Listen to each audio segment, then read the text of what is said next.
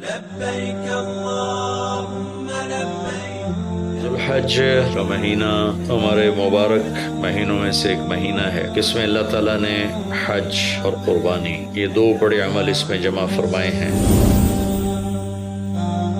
میرے محترم بھائیوں بہنوں، میرے عزیزوں، بچے بچیوں، پوری دنیا کے انسانوں، اللہ کرے میرا پیغام پوری دنیا میں پہنچے، مسلم بھی سنیں، نان مسلم بھی سنیں، کہ اچھی بات تو لینی چاہیے جہاں سے بھی ہو۔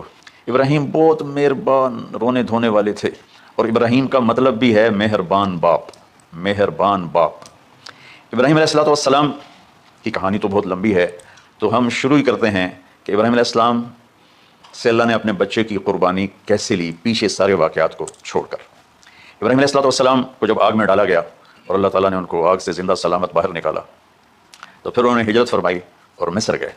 مصر کا جو بادشاہ تھا وہ ہر آنے والی عورت کو زبردستی ایک رات اپنے کمرے میں رکھتا تھا، تو اس نے حضرت سارہ علیہ السلام کو بھی قبضہ کر کے اپنے کمرے میں رکھا۔ جو ہی ہاتھ بڑھاتا اس کا ہاتھ سوکھ جاتا، پیچھے کرتا تو ٹھیک ہو جاتا، پھر ایسے ہاتھ بڑھاتا سوکھ جاتا، پھر پیچھے کرتا ٹھیک ہو جاتا، پھر ایسے ہاتھ بڑھایا سوکھ گیا، پھر پیچھے کیا ٹھیک ہو گیا۔ تو اس نے کہا یہ تو کوئی اور ہی بات ہے، تو اس نے اپنی بیٹی حضرت ہاجرہ وہ ابراہیم علیہ السلام کے نکاح میں دے دی۔ ابراہیم علیہ السلام اس وقت 70 سے اوپر جا چکے تھے اور حضرت ہاجرہ 20-22 سال کی تھی۔ یہ 3 افراد کا قافلہ ہجرت کر کے فلسطین پہنچا، اور ابراہیم علیہ السلام کی عمر گزر گئی۔ رب حب لی من الصالحین، یا اللہ کوئی نیک بچہ دے، یا اللہ کوئی نیک بچہ دے۔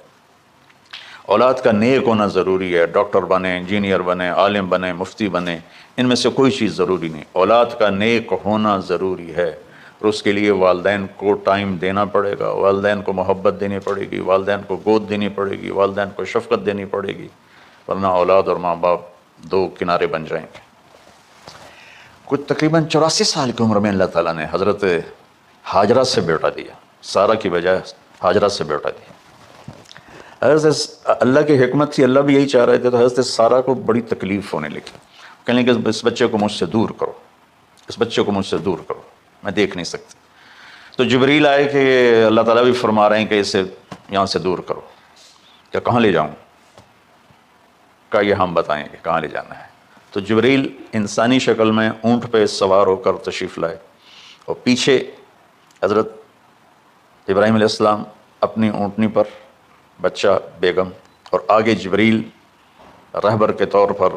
فلسطین سرسبز ہے، کہیں خشک ہے لیکن پانی ہے، اچھی آبادی ہے۔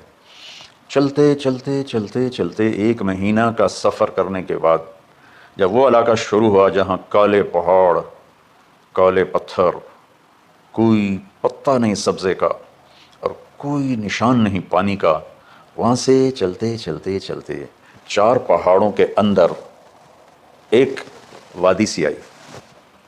جب وہاں پہنچے تو جبریل کہنے لگے اللہ کے نبی یہاں ہاجرہ اور اسماعیل کو چھوڑ دیں۔ جب وہ آگ میں جا رہے تھے نا ابراہیم علیہ السلام، تو ایک لفظ نہیں بولے، بنا کہا حسبی اللہ و نعم الوکیل۔ لیکن جب جبریل نے کہا یہاں چھوڑ دیں تو ایک دم بولے یہاں کیسے چھوڑ دوں، یہاں تو کچھ بھی نہیں ہے، یہ کیسے رہیں گے؟ کہ یہ آپ کے رب کی منشا ہے، یہاں اللہ کا گھر بنے گا، یہاں اس بچے کی نسل سے ایک آخری نبی پیدا ہوگا جو پورے عالم کو روشن کرے گا، آپ چھوڑ دیں۔ تو وہ وہاں 3 دن رہے، ان کے لیے ایک چھپر سا بنایا لکڑیاں کاٹ کے، یا 2 دن رہے یا 1 دن، یہ تو کوئی تحقیق کوئی نہیں ہے، لیکن ایک چھپر سا ان کو بنا کے دیا ایسے، یعنی اس ایک اوپر وہ لکڑیوں کی چھاؤں کر دی اور نیچے ایسے بانس سے گاڑ دیے اور چل پڑے۔ تو حضرت ہاجرہ فرمانے لگے آپ کہاں جا رہے ہیں؟ اتنا بڑا امتحان تھا کہ جواب نہیں دینا، بس چپ کر کے چلو۔ انہوں نے پھر پوچھا آپ مجھے چھوڑ کے کیوں جا رہے ہیں؟ آگے سے خاموشی۔ چلتے چلتے 3 میل تک وہ اس طرح چلی۔ جب وہ کدئی پہنچیں